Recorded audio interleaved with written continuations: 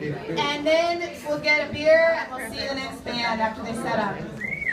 So, I'm taking you to 1969. Abortion is illegal in the United States. Fuck that! 200,000 to over 1 million abortions happen anyway. There's a civil rights and black power movement breaking up white supremacy and unsettling segregation across the nation.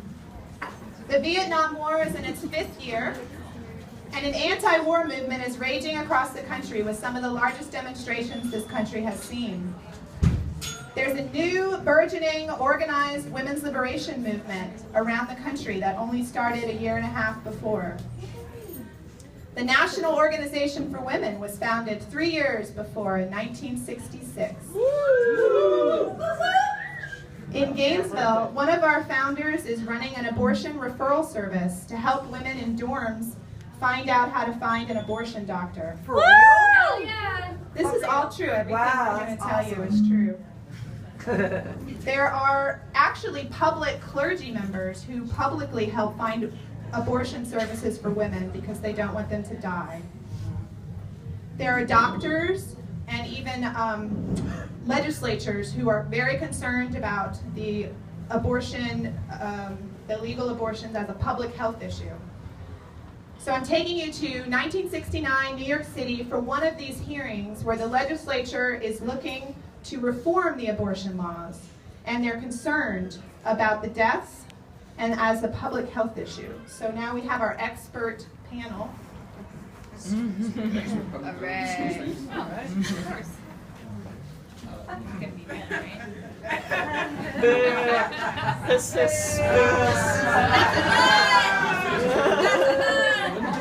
What do you know about abortion? Well, maybe she can apply for an abortion if she's already served her debt to society by having 5 children. I think 4 is enough. No, 6.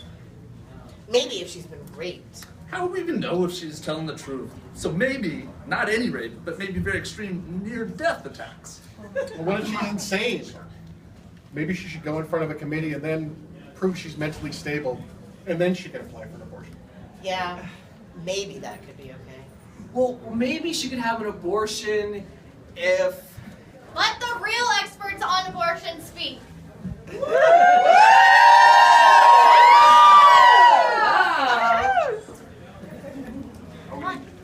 This is exactly how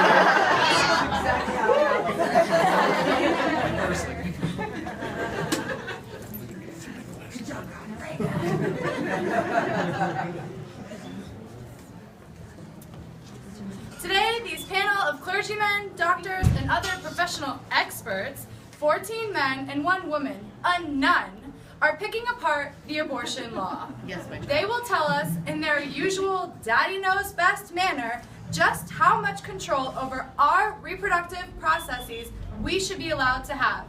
The only real experts on abortion are women. Women who've known the pain and the fear and the socially imposed guilt of abortion. Yep.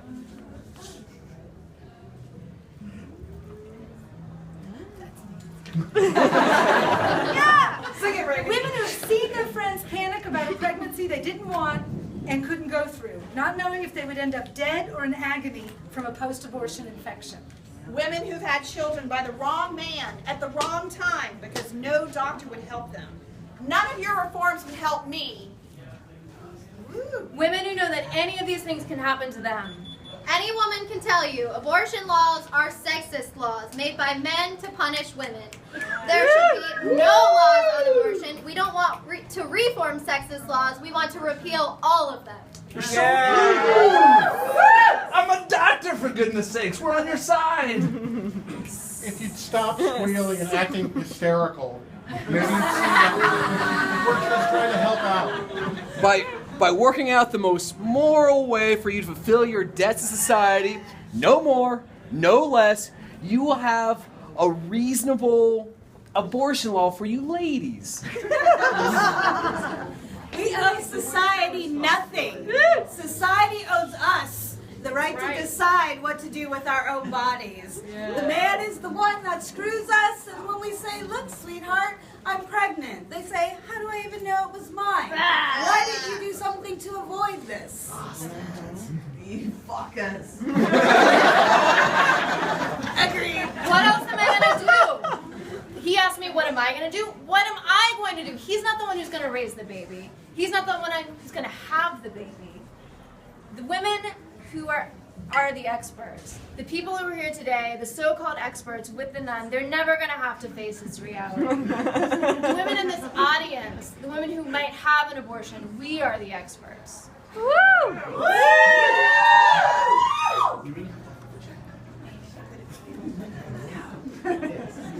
This is why we're here tonight, to make things come home. Not to talk about the philosophical aspect of it, not to talk about the religious aspect of it.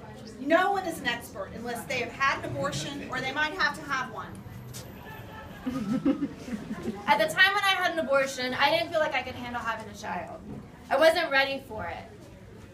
There were other things that were much more important, like my own development. And when I got pregnant later on, a second time, I had the child. And I had all the feelings that came with being a mom. And when I had my first abortion, I didn't evade my responsibility.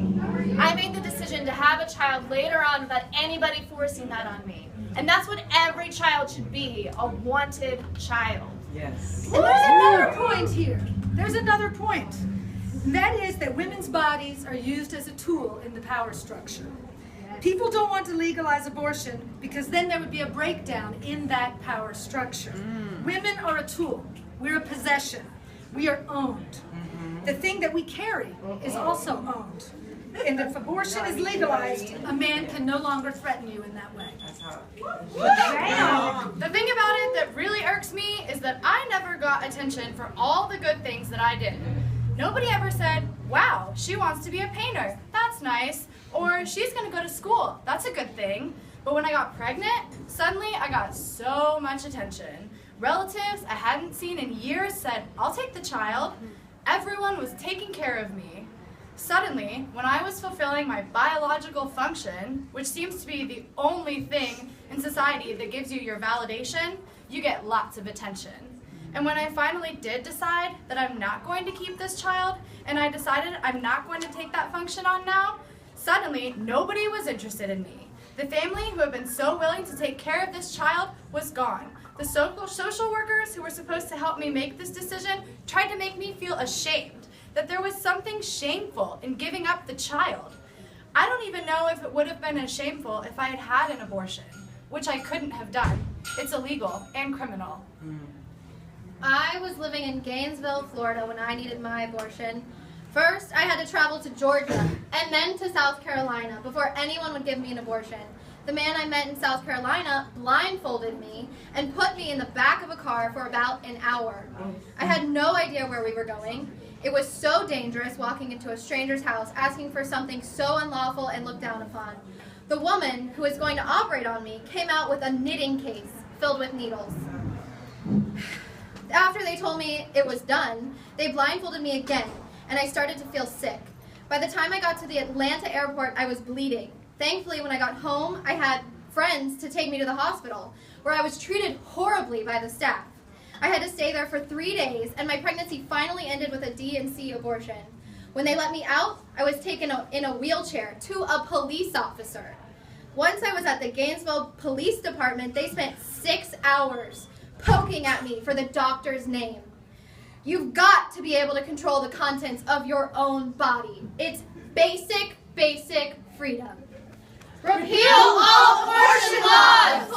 Repeal all abortion laws! Repeal all abortion laws!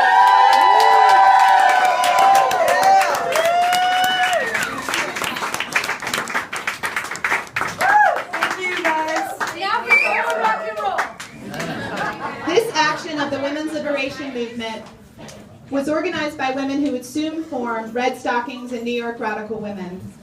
This led to the first Speak Out on abortion, where many more women testified that same year, and more speak outs across the country, and more disruptions, and more civil disobedience, and more disruptions and direct action. New York was the first state to legalize abortion, and it was because of actions like this, 1 year after this event took place. Women flocked to New York for a legal abortion for the first time in 86 years. those with the means to get there and who could afford it anyway. There was a young attorney at one of these feminist events in Texas. She had her own illegal abortion and testified to that in a consciousness-raising meeting. She sought out other women who needed abortions. This woman, getting emotional, was Sarah Weddington, and she argued Roe versus Wade before the Supreme Court at 26 years old. They gave her 30 minutes to speak. But she won, and the movement won. It wasn't the Supreme Court that gave us a thing. But Roe v. Wade was a huge relief to millions of women to be able to get legal abortion. But right in the seeds of that law, when it was based on privacy, or that decision, when it was based on privacy, was the seeds of our destruction, because all of these chipping away at abortion were rooted in that decision. To the women's liberation movement, abortion is about justice. You can never walk in any woman's shoes, and she should be able to control her body in any situation. We're still for repeal. The women's liberation movement in the United States did inspire women all over the world, actually, to fight for repeal. And just north of us in Canada, they have abortion as part of their national health system, whenever you need it. Fuck yeah. Free. Jesus. Mary. Yeah. We need to demand repeal again and tell the truth about our lives. Join National Women's Liberation, National Organization for Women, or make a continued donation. Please get involved. We do need you. Making copies, entering data, flyering, helping us figure out theory. We have to protect and hold on to wins like Roe versus Wade, but we need so much more. We need full, complete child care, 24 hours a day, national health care, paid leave, and end to sexism on the job. Yes. Some flyers that my sisters are handing out around the audience. One is from the actual action. It says women are the experts, and that's from the repeal hearing. The other is a flyer from 1970 from Gainesville Women's Liberation. You'll see the demands on there. Check it out and help us finish the women's liberation agenda. Thank you.